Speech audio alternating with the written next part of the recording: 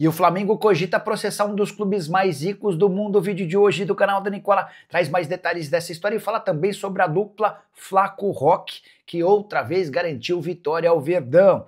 Te atualizo também sobre o poder político de Júlio Casares, Cruzeiro abrindo os cofres para pagamento de bichos pesados, tudo sobre o Atlético condenado pela FIFA, o Vasco pegando empréstimo com a presidente do Palmeiras, tem as últimas do mercado, bastidores, finanças e o Corinthians muito irritado com a arbitragem.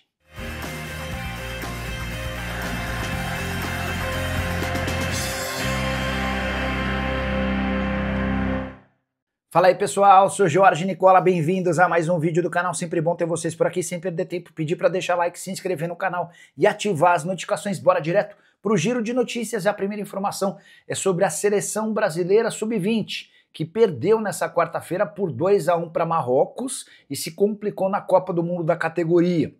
O Brasil tem apenas um ponto, depois de 2 jogos havia empatado na estreia contra o México.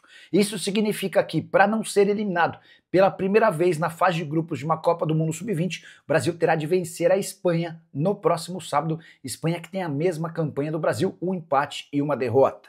Já a lista de Carlo Ancelotti para a convocação da seleção brasileira principal para amistosos contra a Coreia do Sul e Japão tem apenas 2 jogadores que atuam no Brasil, o zagueiro Fabrício Bruno do Cruzeiro e o goleiro Hugo Souza do Corinthians. Bora falar também sobre o Sport, lanterna do Brasileirão, que levou mais público do que outros 3 jogos na noite desta quarta-feira. O Sport ficou no 2-2 com o Fluminense na Ilha do Retiro, diante de 14.172 torcedores. Pois bem, o Internacional e o Corinthians se enfrentaram no Beira-Rio para 12.825 pessoas. Já o Santos empatou com o Grêmio na Vila Belmiro em 1-1 para 9.306 torcedores, enquanto o Botafogo venceu por 2-1 o Bahia, diante de apenas 8.059 torcedores.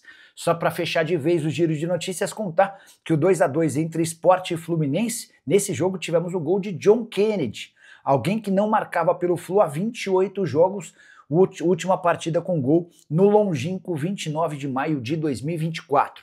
E a saideira do giro de notícias, a Libra entrou com um recurso na Justiça do Rio de Janeiro para tentar derrubar a liminar que bloqueou parte dos pagamentos dos direitos de transmissão da Libra para os seus clubes referente ao mês de setembro. Quero falar agora sobre o mês absolutamente decisivo para o Brasileirão em outubro.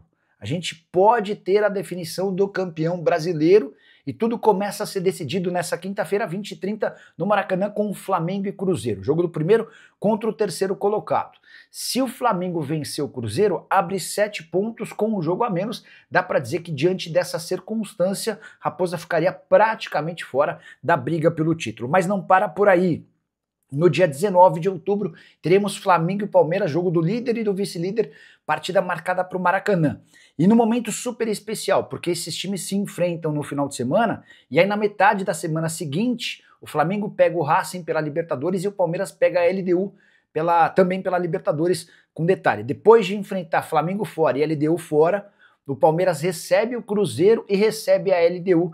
Se o Palmeiras passar bem por esse momento, dá para dizer que seguirá fortíssimo rumo ao título. Mas, por exemplo, se tropeça contra Flamengo e Cruzeiro, o título pode ficar encaminhado para o rubro-negro. Hoje, o Flamengo tem 54 pontos, o Palmeiras 52 e o Cruzeiro aparece com 50, com um detalhe, o Cruzeiro tem um jogo a mais do que os 2 adversários, de acordo com a Universidade Federal de Minas Gerais, chances de título 48% para o Flamengo, 38% para o Palmeiras e 13% para o Cruzeiro. Quero te falar agora sobre a péssima fase de Richard Rios. Volante contratado pelo Benfica por 27 milhões de euros, não poderia ter começado sua passagem no futebol português de forma pior. Importante lembrar que na última terça-feira o Benfica foi à Inglaterra e perdeu do Chelsea por 1-0 em jogo da Liga dos Campeões com um gol contra do Richard Rios. Até aqui 14 partidas pela equipe portuguesa, nenhum gol e nenhuma assistência. Ele já vinha sendo bastante criticado por torcedores e jornalistas. Agora até José Mourinho, novo técnico do Benfica, decidiu dar uma cutucada no volante colombiano. Abre aspas para o Mourinho, esse jogador não tem qualidade para jogar em espaço curto. Confesso que fiquei bem surpreso com a declaração, porque como vocês lembram, Richard Rios foi formado no futsal, e no futsal o que você mais faz é jogar em espaço curto. embora tenha personalidade e seja titular absoluto no Benfica, as coisas não têm funcionado bem para ele, atleta cujo contrato só se encerra em 2030. Quero falar agora sobre o São Paulo. O presidente Júlio Casares mostrou força política em meio a uma baita crise técnica e também relacionada à política do clube, com chance real de Carlos Belmonte ser demitido.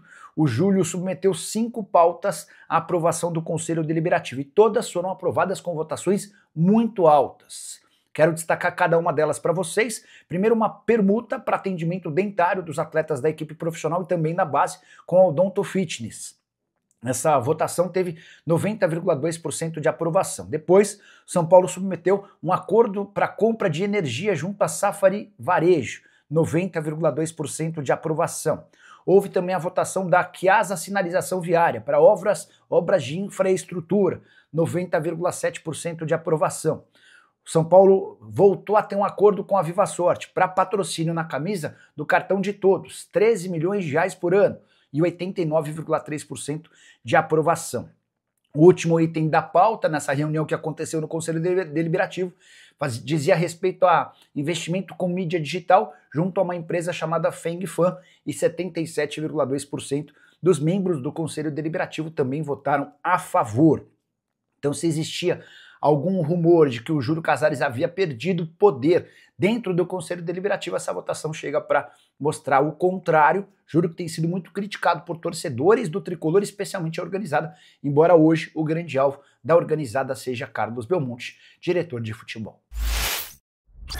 Bora de informação exclusiva no Cruzeiro. A Raposa paga rigorosamente em dia todos os salários, mas não para por aí. Pedro Lourenço, dono da SAF do Cruzeiro, resolveu abrir os cofres com bichos gigantes. Classificação do time para as semifinais da Copa do Brasil valeu a atletas e comissão técnica a bolada de 9 milhões de reais. Com uma observação importante, os 4 times que passaram a semifinal terão direito a um prêmio da CBF de 9 milhões e 900 mil reais. Se você tira os descontos com impostos, dá para dizer que praticamente tudo que sobrar pro Cruzeiro será destinado a jogadores. Raposa que também programou bichos bem consideráveis no Campeonato Brasileiro, tudo havia sido acordado antes da competição.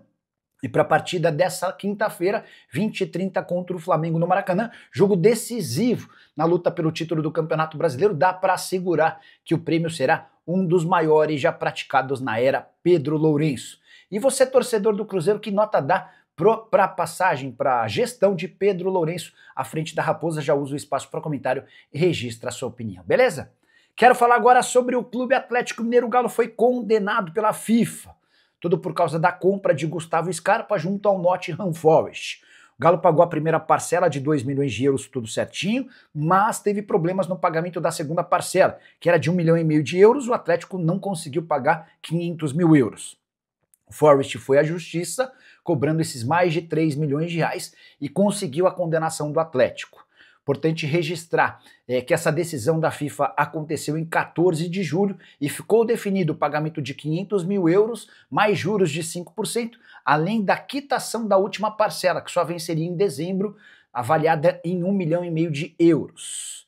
Dessa maneira, dá para dizer que o Atlético, se não fizesse o pagamento, seria condenado ao transfer ban, 3 janelas sem contratação de atletas. Mas o Galo recorreu à Corte Arbitral do Esporte e vai ganhar pelo menos uns 8, 9, 10 meses até que a condenação venha em segunda instância, aí certamente acrescida de juros e muito mais. Só para arrematar em relação ao Galo, clube que não conseguiu a vitória diante do Juventude na terça-feira na abertura da rodada, o que causou mais irritação no torcedor atleticano. Bora falar agora sobre o Vasco, que recorreu a Leila Pereira e a José Roberto Lamáquia. Demorou, mas enfim Lamáquia ajudou o Cruz Maltino. Só para lembrar que antes de o Pedrinho se tornar presidente, ele tinha a promessa de que o Lamáquia o ajudaria em diversas circunstâncias.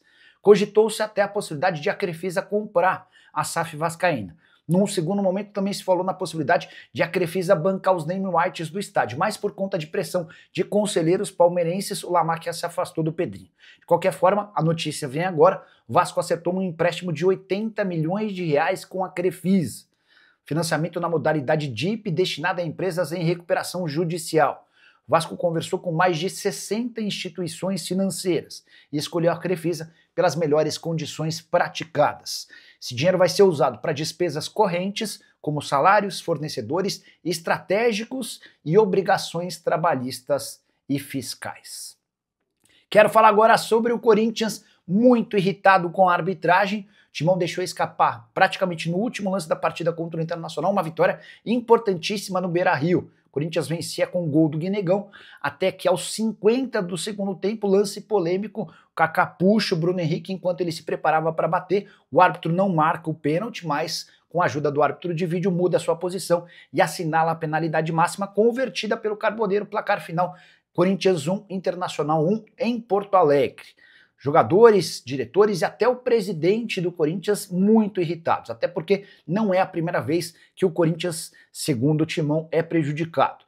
Fabinho Soldado chegou a dizer o seguinte, abre aspas, é o segundo jogo seguido que o Corinthians tem feito, ou melhor, em campo, e esse tipo de situação complica. O Corinthians é muito grande e não vamos aceitar. O Fabinho Soldado se refere ao lance do gol, o segundo gol do Flamengo na vitória por 2-1 rubro-negra na Neoquímica Arena. A bola sai em linha lateral depois de um toque de um jogador do Flamengo. O bandeirinha assinala lateral para o Flamengo e no lance seguinte o Flamengo faz o gol da vitória por 2-1. Presidente Osmar Stabile também desabafou, abre aspas para ele, todo jogo tem polêmica e é sempre contra o Corinthians. E eu queria desabafar aqui com vocês dizendo o seguinte, não dá para continuar assim. Só para completar, feitos os registros das reclamações, é importante lembrar que o pênalti foi cometido pelo Kaká, um dos piores zagueiros que já vestiram a camisa do Corinthians em todos os tempos.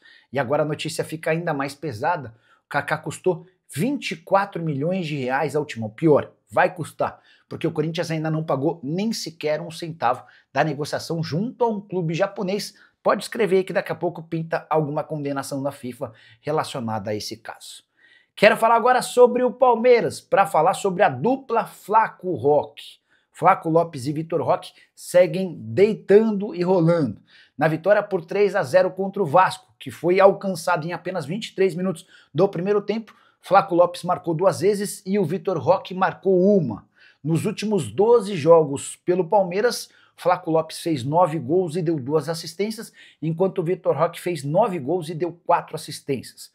Vitor Roque chegou a 9 gols no Brasileirão e já é o 5º maior artilheiro da competição em 2025. O Flaco é o 7º com 8 gols marcados. Vitória diante do Vasco serviu para abafar um pouco da repercussão ruim na derrota para o Bahia e recolocou o Palmeiras na 2ª colocação do Campeonato Nacional, 2 pontos atrás do Flamengo. Palmeiras e Flamengo têm o mesmo número de jogos, embora o Fla jogue nessa noite contra o Cruzeiro no Maracanã, jogo que o Flamengo, ou melhor, que o Palmeiras assiste de camarote.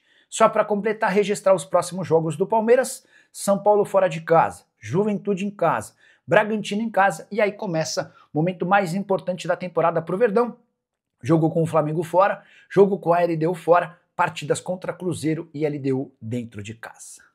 Quero falar agora sobre o Flamengo que ameaça processar o Al-Ahly da Arábia Saudita. Tudo porque o time saudita deveria ter começado a pagar a compra do Matheus Gonçalves na última segunda-feira, negócio de 50 milhões de reais, e até essa quinta-feira a grana não caiu.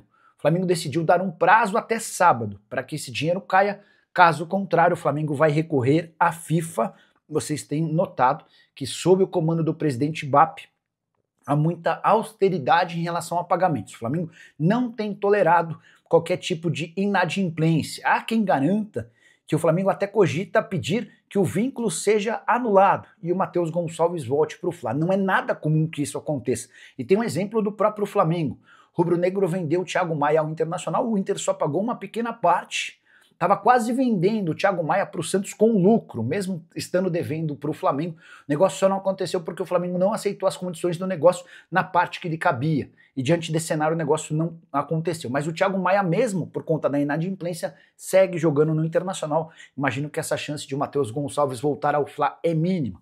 Mas me chama a atenção, o Flamengo ameaçando recorrer à justiça para cobrar de um dos times mais ricos do mundo. Você sabe, o Al-Ahly é um dos 4 clubes gigantes do futebol saudita que são administrados por um fundo soberano saudita cujo dinheiro não é problema.